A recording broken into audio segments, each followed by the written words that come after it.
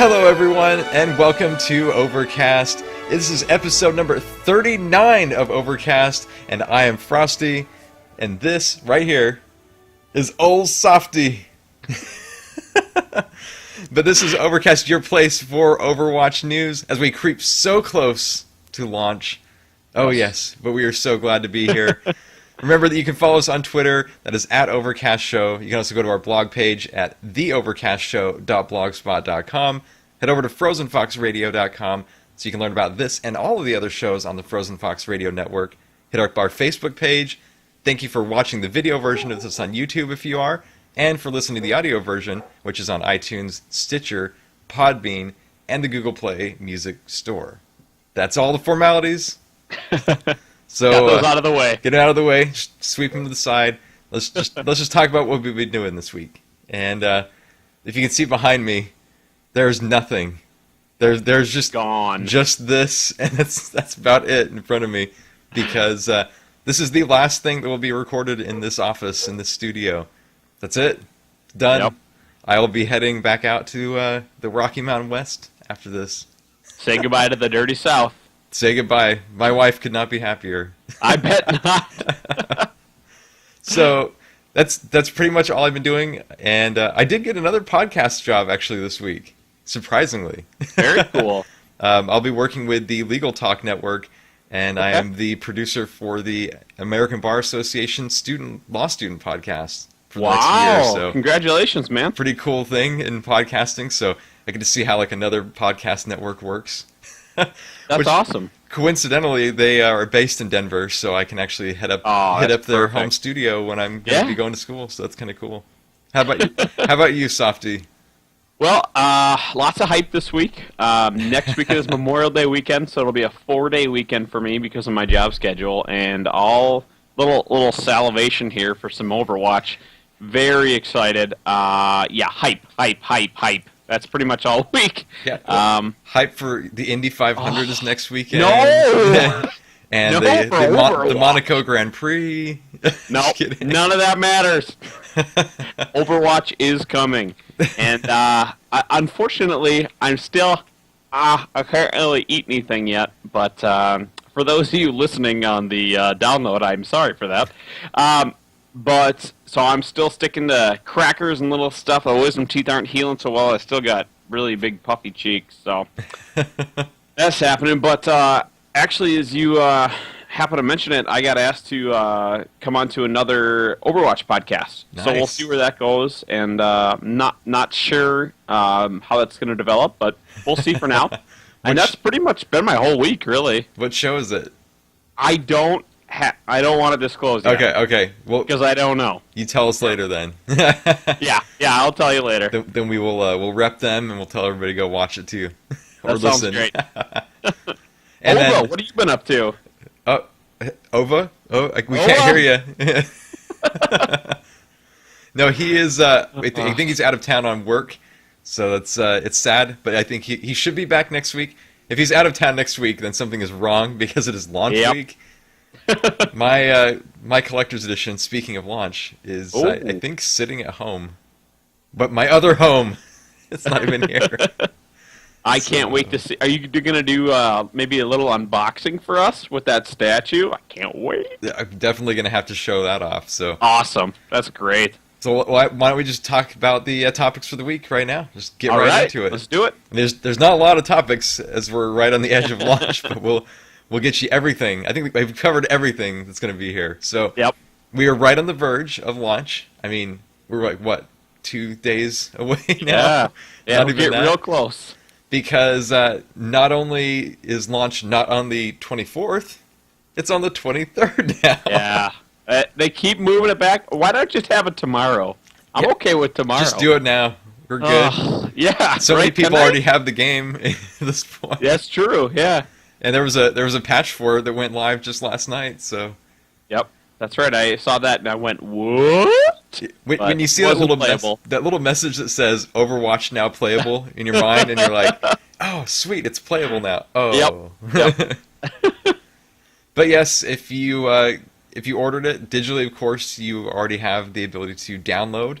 And if you have a physical copy, you can go and pick it up on the 23rd because servers will go live on the 23rd all around the world. I think this is because some places in the world are technically already in the 24th. Right. I think that's why they did map, it. So. Yeah. And servers will go online. I think it's like 4 East or 4 Pacific in the U.S. or something like that. So, yeah, it's going to be crazy. You know, we said the 24th for all this time, and then it's kind of like they just kind of sneak it in there. This like covert mission. That's exactly right. Yeah, if we saw that beta infographic that they put out, they had this very cool map. It had all the time zones and when it would release in every different time. Yep. So I know exactly when it will release here, and I hope to be home and ready to play.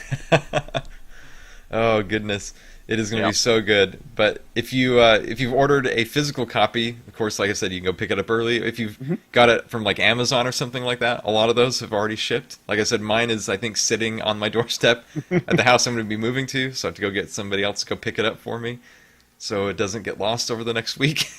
That would be horrible. Yeah, you don't want that to happen. Not that I couldn't play the game, but losing that collector's edition, not very good. No, not at all. And speaking of other things that had to do with that, you just brought it up. The infographic was released for the beta, and they kind of did a cool wrap up of all of the stats for the weekend. So as we talked about last week, there was more than 9.7 million players. That's just a ton when you think about it. That's huge, incredible. I wonder how many people are going to be there at launch. Probably at least as many, I would guess. Yeah, if not more. They said that was they were from 190 countries. That was what was more impressive to me. That's very cool. That was 4.9 billion minutes played. And all of that was me. there you go. That was about 37.6 million matches. Oh, which just seems unfathomable. That's so cool. The average match length was somewhere between 6 and 9 minutes, depending on what type of match you played. Yeah, and 5 Torbjorns. There you go. There was 9 million payloads that were successfully delivered. That's a great stat. And that was over. We delivered payloads over the distance of 1.9 million kilometers. Jeez, which is pretty cool. And what do you think about the most picked heroes? So offense. Ooh. Well, it'd have to be Junkrat, and Junkrat. For you, maybe. Okay, can I give a real guess? Go for it. 'Cause I didn't see that. For offense. I'm going to say Soldier 76 for offense. You're correct. Defense. Bastion. Nope. Oh, Torbjorn? Nope. Oh, defense. Hanzo. Nope. Oh, I'm terrible at this. I don't know. What is it? It was Widowmaker. Oh, okay. Right. Okay, how about Tank? What do you think? Reinhardt. Yep. He's meant to be a beginner. All right, and then for the support? It has to be Mercy or Lucio. I would say... Is it Mercy? Yeah, okay. it is Mercy. All right. Yep, that makes sense. Yes. She's the actually real only typical healer, I think. Yeah. All the rest have kind of other abilities that they put in there, but that makes sense. There you go. So, and then you compare it, like I said, there's 37.6 million matches completed, and then they gave the stat for mid-game hero swaps, and that was 271 million, so there was about 8 per match. And all of those were Rogert. Probably. At least half of them. The MOA likes to switch. Let's see, and then there was 1.3 quadrillion damage done. Oh. Wow. And 168 billion healing, so there was a lot more damage than healing. You know, it's amazing that a game starts like that. You know, you just hope that really says something for the game's future. I mean, how cool is it to have all these stats? I mean, it was such an overwhelming success in beta and alpha.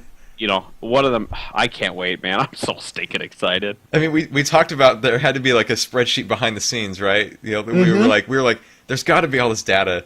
Yep. And one of the ones that got the most hype out of all of them, though, was how many Bastion units were destroyed. This one got around a lot yesterday. And you would think that we ended any possibility of any other Omnic Crisis ever, because we destroyed 326 million Bastion units. Holy man. And if you want to kind of get on the, I guess we'll tease talking about dragons. Between Genji and Hanzo, the dragon alts that were deployed this weekend, Genji deployed just over 50 million. Hanzo deployed over 62.5 million. Oh, so that's awesome. A few more Hanzos out there. Yeah, a few more Hanzos. And maybe they were like me and didn't know the truth about Hanzo. Oh. And it hit high noon 5.7 million times a day, just in case you wanted to know. I don't know if you saw the clock that went around with that. It was the McCree's clock, and every point of time was high noon. Yep. So that's hilarious. The only thing that was sad about their infographic for us in America is that it says it's releasing on the 24th, which we get on the 23rd because we're special, I guess. Yeah. Even though everybody across that international date line will get it on the 24th technically. So right. Maybe it was Blizzard ANZ who released that. So I thought that that infographic was awesome to see those stats and to be able to kind of break down that data. You and I, we love data, so it's great to have. And that's really all with the game itself. Like, we're just in the waiting mode, right? Yep. We are sitting, waiting in the corner, and cannot wait to spring into action, man. I'm a little excited right now. A little bit. Just a tiny bit. Just a tiny bit. Yeah. Hey. That infographic, though, it's so cool that they took all that data and gave us something with it. They didn't have to do that, but that's so awesome. I love that they do stuff like that. And with this launch coming, do you think that a lot of people that were on the fence about kind of sitting out WoW until Legion are going to jump ship at this point, or focus a lot more time on it? Yeah. I think if there's something else available that they can play, especially now that they know nothing will be wiped. I was kind of like this for a while because I knew eventually that effort would go out. But yeah, if you don't see me in WoW for a couple weeks, you'll know why. Saturday night I'll be like, "Hey, it's Raid. Can you open a second window for WoW so you can just tank for us?" Not joking. I did play Hotswell raiding. And talking about wipe, just remember now, nothing's gonna get wiped now. You get to keep it finally. So that is so awesome! I can't wait to get legendary skins now. Now you won't get them. That's what's going to happen. Now I won't, yeah. I need that Hanzo back. I had the legendary White Wolf skin since the beginning of beta, and I miss it. Really miss it. I missed my last day of open beta when I got everything for Mercy that I wanted, and I was like, I'm done. I've got it all. Yep. And the next day it's gone. It went. I even got the player portrait. Yep. She's like, I thought I would never see that. It'll probably be like another year. Yeah, well, I'll be hoping for you here. It would be nice, though, if you could use the credit system for those. Mm-hmm. Just so you could have the ones you want. My guess is they'd have to be too inexpensive for people to be interested in them. And if they are, then people will just get them all right away, and they won't really matter. Yeah. But, it would be nice if you could trade them or something. It's like trading baseball cards or something. Yeah, I like that idea. So, what did you think, moving on, about the new Farah comic? That was a very good comic. Yeah. I thought it was one of the better ones. Again, really good art, good story, and I thought it was... Maybe the only downfall is I don't think... Did it tell us anything new? I guess it did. It kind of gave us a little insight into maybe who she was and how she learned to be a better leader. Mm-hmm. So I guess it did give us that, but it was. I thought overall it was a really good comic. Yeah, and the art in it looked outstanding. Yeah. So it was kind of cool seeing like all the other people too, and like the same kind of suit. Her little squad. Yes. Yep. Yeah, it was interesting to. I think they had a Frenchman, and he had a Farah suit, as I would think of it. But no, that's just the suits that they have, and so that was very cool to think maybe there's some possibilities with that down the road. There you go. It's a pretty cool suit, honestly. I wouldn't mind having one of those in real life. I know, right? Sorry, my bulldog has decided that she needs to leave the room immediately. I apologize. She's like, I am done. Yep, I am done. This is boring. I don't even play video games anymore. She's like, pfft. So we got an animated short this week too. Oh, We got an amazing animated short this week, and dragons. I think this is one of the most beautiful ones for sure. Yep. So we got to hear some of the story of Hanzo and Genji. There's a little bit that we don't see in there that I was hoping we would see more of, but maybe that'll be down the road some.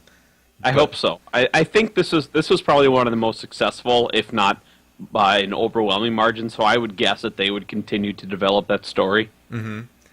I love the way they told it too, with the painting of the dragons. Yes. And then and then kind of just telling it, piece by piece like that. The narration was great, and when they popped their alt, that was it's pretty sweet. That was fantastic. And it got a lot of people though asking that if those two alts, if Genji reflected that alt, if they could put that animation in the game. Oh, that would be awesome. Yeah. But I doubt that will happen. But that would be cool. I'm not gonna lie. Yeah, I did see a lot of people calling for a Overwatch movie next, just off that short. That the next movie needs not to be a WoW movie, but needs to be an Overwatch movie. If they can put something like that out, they should be doing actual full-length movies. I'm just saying, like, the story of the Omnic Crisis and the rise and the fall of Overwatch as an organization, it could stand on its own as a movie, I think. Oh, they mean just those two brothers. Oh, I know. This movie about Genji and Hanzo was what I kept seeing. Oh, yeah. Yeah, like they could just take those two and make an entire movie out of it. Oh, yeah. We know from what Metzen said at BlizzCon that not only do we have these two brothers kind of in conflict, but part of what shapes Genji is Zenyatta. So we know that they have a huge interaction. Yeah. And I was hoping we would see more of that, but it wasn't in this one. So I'm thinking either it's going to be in a future one, or we'll get something else in the future. There'll probably be something that we're going to see. Because I think I got the feeling that's Chris Metzen's kind of like favorite story out of all of them. Yeah. So. Yep. I think it was a pretty deliberate story to develop that way. Like we all saw at BlizzCon. Brother. Everybody gasped.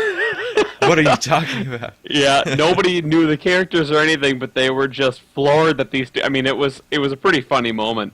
But yeah, I think they definitely plan to develop more into those characters. Oh, yeah. It's just so exciting because they have their animation studio now that they can devote time to doing this without having to take away from the game. And that that lets them just kind of like unleash whatever they can make. And it's great. Yeah. Yeah, And I'm sure they share some with the different teams, but I think that's a fantastic idea. If they're going to release little movies and shorts like this, I think having your own space to do that and not have to worry about getting other things on at the same time, I think that gives them a freedom to really put it all into those. Oh, yeah. And that's showing. I mean, those shorts have been so good so far. Oh, yes. And we get one more, at least. We know we're going to get another one, and it's going to be Soldier 76. Right. A lot of people excited about that one. And that one comes out actually tomorrow on Sunday, on the 22nd. That's right. So I'm guessing that it will probably debut at the... I didn't see what time, honestly. I have to go look and see. But I'm pretty sure it's going to debut like right at the same time like the Coke event things are happening. Yeah. Because I think that's going to be the one that's going to be premiering there, I'm guessing.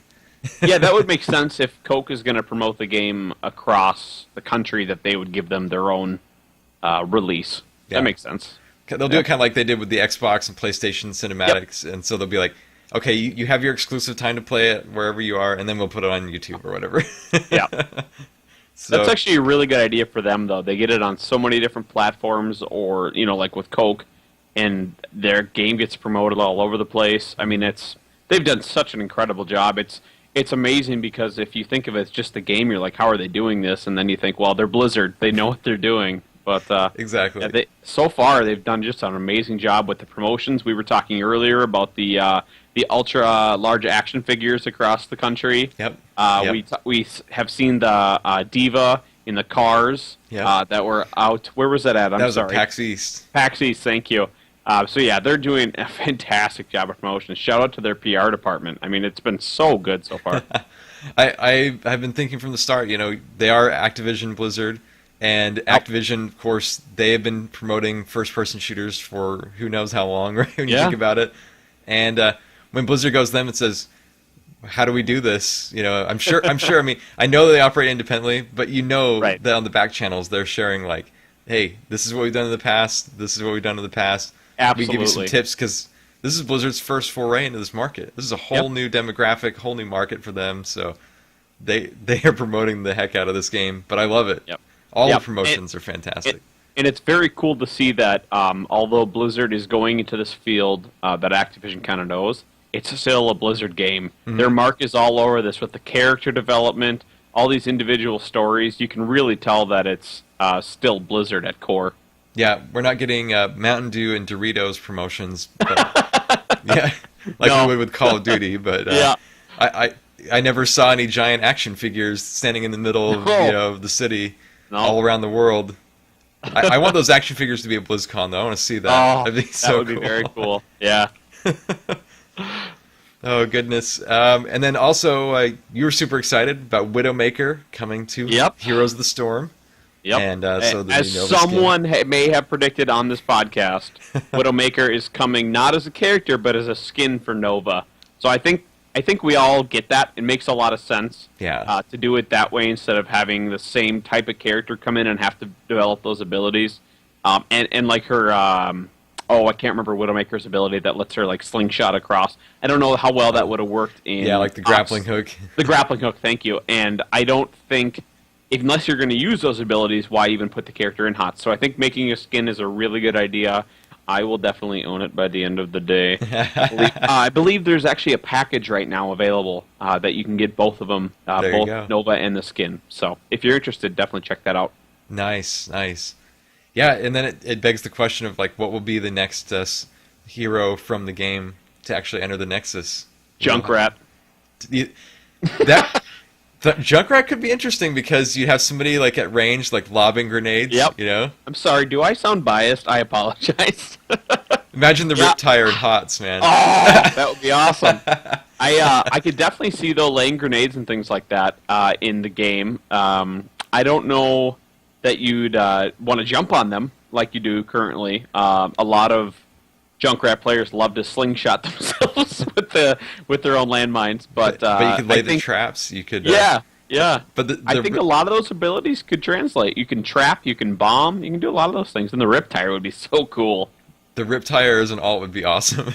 Yep. You know what's going to happen if they release Junkrat. What's that? I will own him. We knew that. We knew that one. Yeah, I know. And let's see. The last thing in the news was the banhammer. We talked about cheating and kind of how to like identify it and how to report it, and to not be surprised if some people have amazing FPS skills, of course, going into this next week. Yep. But just remember, if you are cheating or you're caught cheating, you get the banhammer and it's done. It's not like WoW where they they want to kind of give you some time to rectify your situation because you have a subscription and all that. You just have to buy the game again. That's all you're gonna get. You're done. Yeah. It's over. Yep. They have an interesting policy of fool me once, get the hell out. I kind of like it, honestly. I don't know that cheaters, and I think we all know that we're not talking about somebody who does something accidentally. We're talking about people with wall hacks, things like that. People are Aimbot. purposely cheating to do better in the game. People that don't do that, we don't want them in there. So, great, get them out. But when you run into players that are amazing, though, it's like a thing of beauty, especially when they're It on your is. team. When they're It on your is. team, you're like, oh, thank you. Yeah, it's kind of a whole different world. I remember when I first played Heroes of the Storm with you and Kaz, and I went, oh, this is how the game works. It makes me think of my experiences with Rocket League, how much I Oh, love that yeah. game. But like when you think you're getting good in that game, eventually you'll get matched up with some random person who like seems to be like a pro gamer, and you're like, they're doing things in that game that are just unreal. Like you're like, how is this even possible? Like at all? And you think You like know? they've got to be like hacking or something. It's just they're just that good. They're Yep. just that good. And you just have to catch up. And that's Yep. how it is with FPS. Like the interesting thing about Blizzard coming out with an FPS is that it's getting all this excitement from people who have never even played one in their entire life. So Right. we've got like the full range of players now. We've got people that are pro, and we got people that have never touched an FPS in their entire life playing this game, and I think love they're it. hitting two big groups. They're hitting the group of Blizzard fans who have never played an FPS, and they're hitting a group of FPS fans who have never played Blizzard. Yeah. And I think they're really going to capitalize on both those groups. Yep. And then the esports will just come. Yes. Let it rain. Let down. it flow. So I think that's all the news that we have. Yep. We're done with that. So how about our hero spotlight for the week? Hero Spotlight. Ooh, I like that. That was a good one. Let's keep that. Got to make that our drop for every time yes. This week we're going to be doing Farah, as is appropriate, for the new comic that came out this week. By the way, if you haven't checked that out, definitely look at that. That is a great comic and probably one of the best so far. Mm-hmm. So Farah is, I don't know if it's Farah or Farah. She is a security chief, I believe, yep. In the comic, and she comes from Gaza, Egypt. She has, of course, 3 main abilities, but what's really important that you need to know about her is she has a frickin' rocket launcher. Farah has this very awesome large rocket launcher that will fire actual rockets wherever you aim. It does take a little bit longer to reload, I believe, than some others, and you do kind of have to make sure you don't kill yourself with the rockets like I've done, because they will, similar to Junkrat, actually damage you. But it is a very cool weapon they designed for her. You're one of those heroes that can kill themselves. Yes. Also, she has a right-click ability, which will hover her off the ground until her, I'm guessing, gasoline or something runs out. Yeah, it just says fuel, hover. so whatever the fuel is that we're burning here. Yeah, whatever the fuel is, yep. Her left shift ability, though, will actually propel you up. It's called the jump jet. And you'll go high above the battleground, and you can actually, then after that, use your right-click ability to stay up there for a little bit until your fuel is drained. So you get kind of a map, and your rockets are long-range, so you can make really good use of getting up there high. And you can also find points that other characters just can't get to because they're not able to get up that high. So that's a really useful ability, but again, it can make you a target. Yep. Farah also has a concussive blast. She's going to launch a wrist rocket. You can actually see her throw it out, and it knocks back the enemies. It's pretty good in melee because you really don't want to be in melee because, again, your rockets will hurt you. Yep. So having that concussive blast to fire in melee and then get out of there is a really nice ability. And her ultimate, which is awesome, is Barrage, much like a hunter. She fires just a continuous blast of rockets, and you can aim it as you go, and it will wreck an entire team. It's pretty cool to see. If you use a jump jet into a barrage, it's an amazing display of fireworks. As long as you don't get killed, because you are a sitting duck. Yes, and that's the thing is, her weaknesses are going to be to snipers. Snipers like Hanzo and Widowmaker and Genji are usually the bane of her. So if you get up in the air and you see a sniper, try to get that sniper down quickly, otherwise they may be coming to you next. It's pretty easy to see a Farah up in the sky. It's not so easy to see a Hanzo tucked in a corner of a building. So try to aim for snipers, and if depending on the other team's composition, Farah may or may not be a good choice. But it's definitely a character you want to try out. It's a ton of fun. It's one of the most fun characters out there. Definitely give her a try. And definitely, if you want some synergy, get a Mercy with you. Yes, get the Mercy. Because you just get a Mercy up there hovering with you, and use damage boost, and let those rockets fly.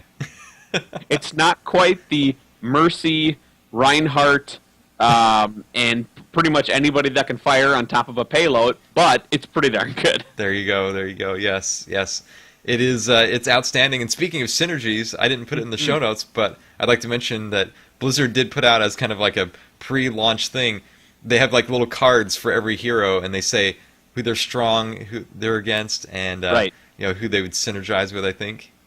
Yes. So, yeah, they reminded me kind of the Battle Pets thing that World of Warcraft puts out. Exactly. Yep. So you can check that out on all their social media. They just dumped them all on Facebook, and they've been kind of putting them out slowly on Twitter, I think. So. Yep.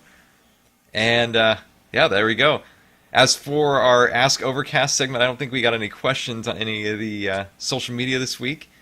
I think people, this is the quiet before the storm of launch, so people will have a lot of questions later. Right on the precipice, so send them in now. Yes. You can always tweet at the show. You can always just use hashtag AskOvercast, and we will we'll answer your questions on the show. So, shout-outs this week? I think we have two of them. We have one big shout-out to the CTR tournament that's coming up for Overwatch. We're going to take it all. Yes, we are. Totally Drunk is hosting that, and that is going to happen on June 25th, I think. I think that's like a 7 o'clock. And so basically you register your team of 6, which we have. It's called Mow 'em Down. It's amazing. Yes. And you compete in a tournament. So essentially what they're looking for is just a good community group. You do not have to be part of CTR. So we can put that in the show notes where to register, but it's definitely a great group of people to hang out with and definitely something you should try out. If you're interested in doing it but don't have a team yet, try posting on Twitter or the other areas. I'm sure people would love to just have that chance to get into a tournament setting. There you go. Another shout-out to Sarandia. She is doing a fundraiser for St. Jude by doing banners for Twitter and wallpapers, I think, just general wallpapers for the computer. She is at Sarandia. At Sarandia Frost. At Sarandia Frost, that's what it is. Thank you. And she's awesome. I just got mine up on my Twitter page, so go check her out. There you go. It's awesome. Good stuff. Always good to give back in a way like that. Absolutely. So she's going to be doing all of this. You pay a little bit of money, but all of it goes to charity. And it's a very little bit, if you ask any artist. Yep, that is true. And I think that brings us to the end of the show for the week. Yes, sir. We've done it. We got there. And with that said, we will be moving. I'll be moving. Sawfty won't be moving. I'm coming with him. Unless you want to move you. But we'll be packing up the studio, and next week, since it's launch, no matter what, we will be having a show. Like a lot of people have asked, are we going to be having a show? Because Morgantown is not going to be having a show next week. This show will be here. I cannot miss launch week. It's just not going to happen. It's not going to happen. It is Memorial Day weekend, so we may have some conflicts there, but we will get you a show. Yes, something will happen. Absolutely. So, remember where you can find us on social media. Mine's down below. Frosty Fox everywhere. Everywhere. How about Ova, where are you? Ova, he's at Overdrive CTR and on Twitch as Overdrive CTR. What about you, Sawfty? Yep. And I'm at Twitter at Old Sawfty and on Twitch at Old Sawfty. Boom. Got it. Done. So just remember you can follow us on Twitter, the whole show, at Overcast Show. You can also go to theovercastshow.blogspot.com where all our show notes are. Hit up frozenfoxradio.com for this and all the other shows on the Frozen Fox Radio Network. Remember to like our Facebook page. Thank you for watching. If you're watching the YouTube version of this, make sure you give us a thumbs up.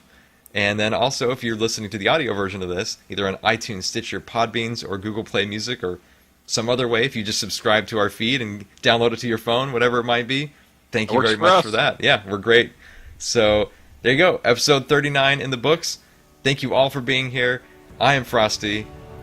I'm Sawfty. We'll catch you later. Peace.